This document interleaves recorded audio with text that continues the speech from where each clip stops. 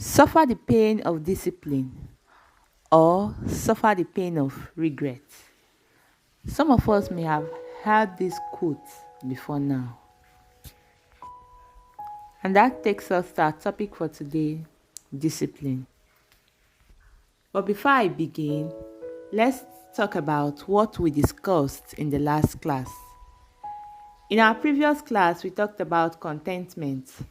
On that day, I defined contentment as a state of being happy and satisfied with whatever one has or the situation or condition one finds him or herself.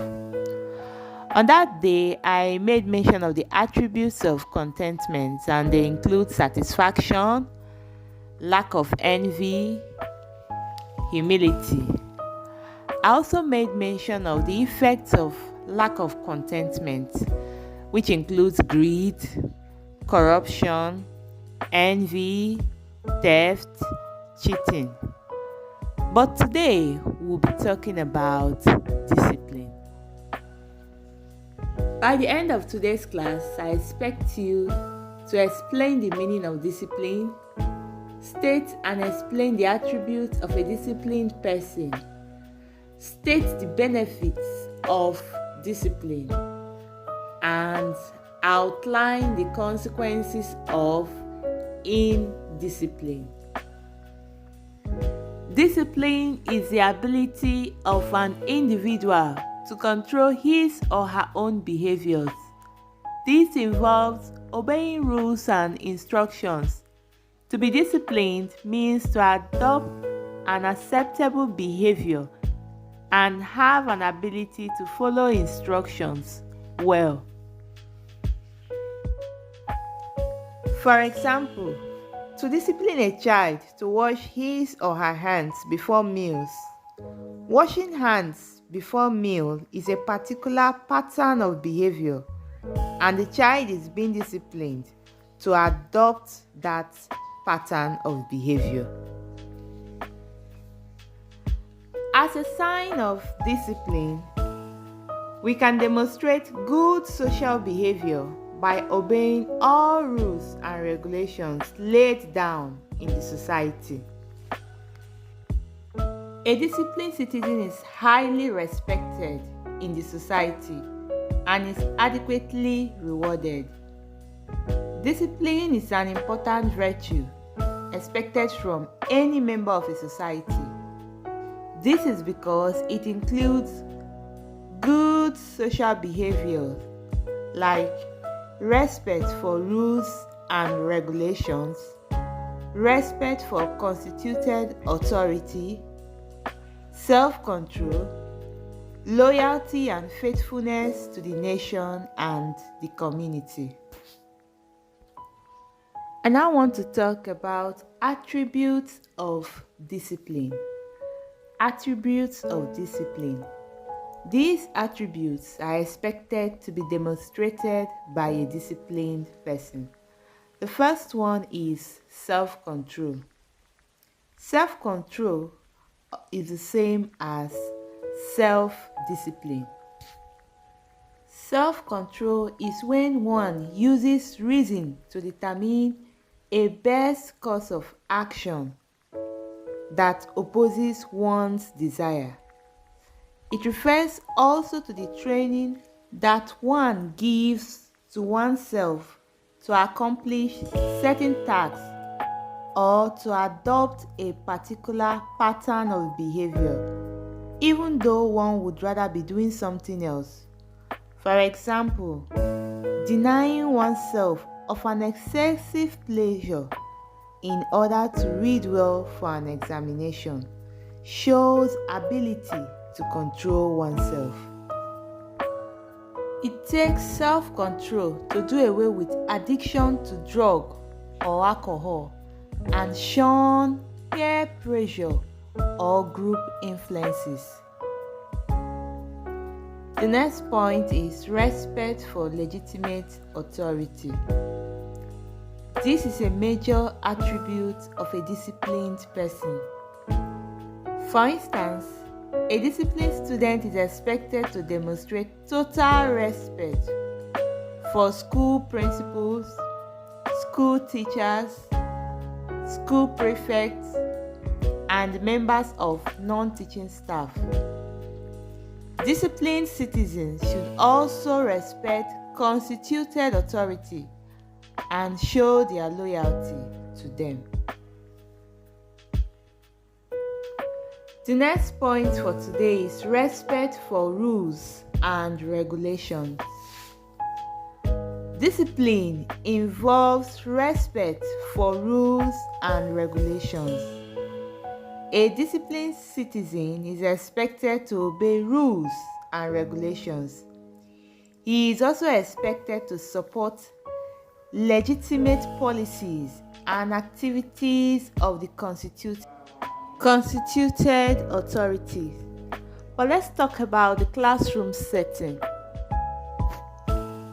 As a student, you are expected to treat your classmates with respect. Still under respect for rules and regulations, we see a mother on the screen crossing the zebra line with her son, possibly teaching him what is expected of him while crossing the road. And on the right hand side, we see traffic lights, the 3 different colors that needs to be adhered to whenever we are using the road. So if we obey these rules and regulations within our society today, we find out that we will help in promoting peace and order in the society. The next on the list is moderation. We want to look at other words for moderation. They include temperance, moderateness, restraint, mitigation, abstinence, forbearance, relief, easing, frugality. So these are synonyms of the word moderation. But take a look at the screen and see what's happening there. Can we say the little girl is eating in moderation? The answer definitely is no. So moderation is a way of doing things reasonably and moderately. The next point is dedication. Dedication shows the amount of time and effort that someone spends on something. Someone who is dedicated to his or her duties performs those duties quickly by avoiding possible delay.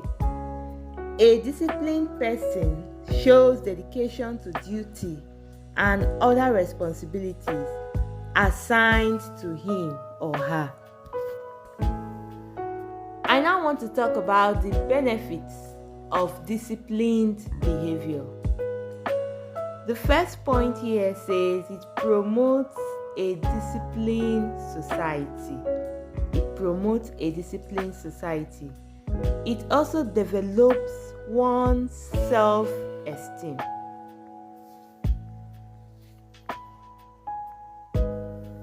A disciplined person is highly respected in the society, just as we see some faces on the screen appearing. Disciplined behavior promotes individual dignity. Disciplined behavior attracts rewards. For example, disciplined students are rewarded in school and are made prefects. A disciplined person can be given positions of responsibilities in the society. Since I've made mention of the benefits of disciplined behavior, I also want to make mention of the consequences of indiscipline.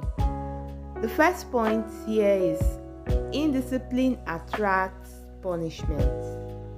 When we refuse to follow rules and regulations, we are being punished for that. The second one, individuals that lack discipline cannot be respected. Individuals who are not disciplined can make a society corrupt. Still, under the consequences of indiscipline, there will be no respect for law and order. Individuals that are not disciplined cannot be given positions of responsibility in the society.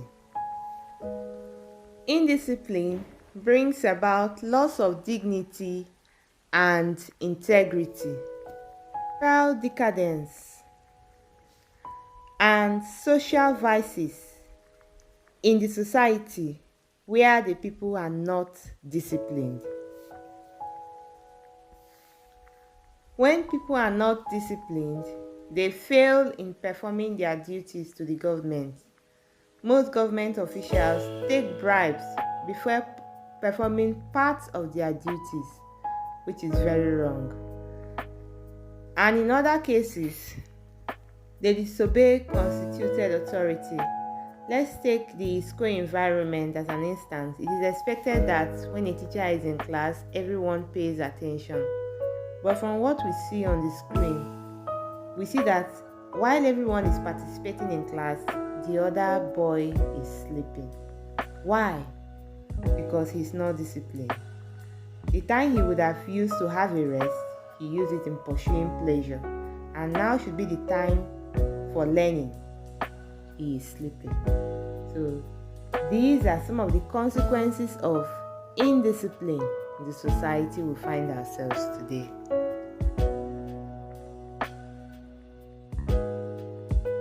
That's the end of today's class.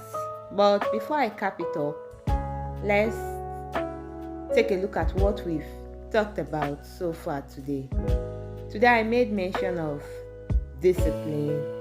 I define discipline as the ability of an individual to control his or her own behaviors. And I said it involves obeying rules and regulations or instructions.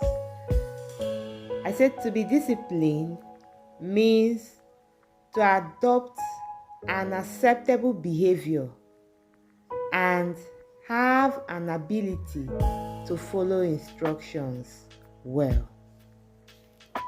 I also made mention of the attributes of discipline, which includes self-control, respect for legitimate authority, respect for rules and regulations, dedication, moderation. After that, I made mention of the benefits of disciplined behavior and also the consequences of indiscipline in the society. Part of it includes indiscipline attracts punishment, and indiscipline leads to moral decadence and social vices. So these were what we discussed in class today. So on the screen, you see some questions showing. I would like you to put down the answers to these questions right inside your notebook based on what you've listened to in class now. Please ensure that you put down the right answers. I hope to see you in the next class. Have a lovely day.